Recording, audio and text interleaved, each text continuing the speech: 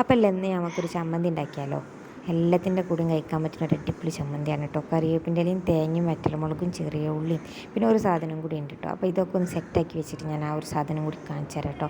അപ്പോൾ എന്തായാലും തൊലി കളയാലൊക്കെ തൊലി കളഞ്ഞ് കേൾക്കാലൊക്കെ കേൾക്കി ഒക്കെ റെഡിയാക്കി വെക്കട്ടിട്ട് കാണിക്കാം കേട്ടോ. അങ്ങനെ എന്താ ഞാൻ ഫുള്ള് ഇവിടെ റെഡിയാക്കി വെച്ചിന് കേട്ടോ. അപ്പോൾ പ്രധാന ഇൻഗ്രീഡിയൻസ് പുളിയാണ് കേട്ടോ. പിന്നെ അത് ഞാൻ കുരു കളഞ്ഞെടുത്ത് വെച്ചതാണ്. പിന്നെ ചെറിയ ഉള്ളി, വറ്റൽമുളക്, കറിവേപ്പിൻ്റെ ഇല, പിന്നെ അല്ല തേങ്ങ ഞാൻ ചിരണ്ടി എടുത്തേക്കല്ല കേട്ടോ. ഇതുപോലെ ഇങ്ങനെ നുറുക്കി എടുത്തേക്കാണ്ട് ചെറുപ്പത്തിനും വേണ്ടിയാണ്ട് അങ്ങനെ ചെയ്തതാണ്. നിങ്ങൾക്ക് ചിരണ്ടി എടുക്കണം എന്നുണ്ടെങ്കിൽ ചിരണ്ടി എടുക്കുക. അപ്പോൾ ഞാനത് വെളിച്ചെണ്ണയിൽ ഇങ്ങനെ വറുത്ത് കോരുകയാണ് കേട്ടോ. കുറച്ച് വെളിച്ചെണ്ണ ഒഴിച്ചാണ്. അപ്പോൾ ഇങ്ങനെ ഓരോന്ന് ഇട്ട് കൊടുത്താണ്ട് ഓരോന്നീച്ചല്ല വറുത്തെടുക്കുന്നത്. ഞാൻ ഒന്നായിട്ടേക്ക് ഇങ്ങനെ ഓരോന്നീച്ച് കുറച്ചാക്കി ഇട്ട് കൊടുക്കുകയാണ് കേട്ടോ. അപ്പോൾ ഞാനത് ആ ചെറുള്ളി ഇട്ട് കൊടുത്തിട്ടുണ്ട് കേട്ടോ. ഇതൊക്കെ ക്വാണ്ടിറ്റിയൊക്കെ വേണമെങ്കിൽ കൂട്ടാം. പുളി ഞാൻ കുറച്ച് എടുത്തിട്ടുള്ളൂ. ഇവിടെ വല്ലാതെ അങ്ങോട്ട് പുളി ഇഷ്ടമില്ല, മക്കൾക്ക് ഇഷ്ടമാണ്. പക്ഷേ എല്ലാവരും തിന്നുമ്പോൾ അതൊക്കെ നമ്മൾ പരിഗണിക്കണമല്ലോ. അങ്ങനെ അത് ഞാനിത് ഇതിലേക്ക് എല്ലാം ഇട്ടിട്ട് ഇതാ ഇനി വറുത്തെടുക്കാൻ പോവുകയാണ് കേട്ടോ. ഇങ്ങനെ വറുത്തെടുക്കുമ്പോൾ പുളി വരെ ഞാൻ ഇതിലേക്ക് ഇട്ട് കൊടുത്തത് കേട്ടോ.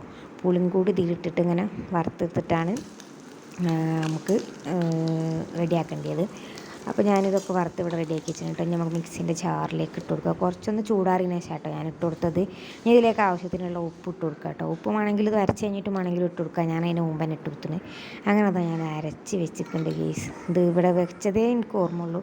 തിന്ന് ഏലക്കോ പോയിട്ട് വെറുതെ തിന്ന് തീർക്കുകയാണ് ഇവിടുത്തെ മക്കളൊക്കെ.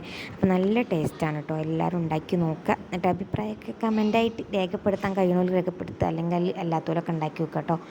അപ്പോൾ എന്തായാലും നമുക്ക് അടുത്ത വീഡിയോയിൽ കാണാം.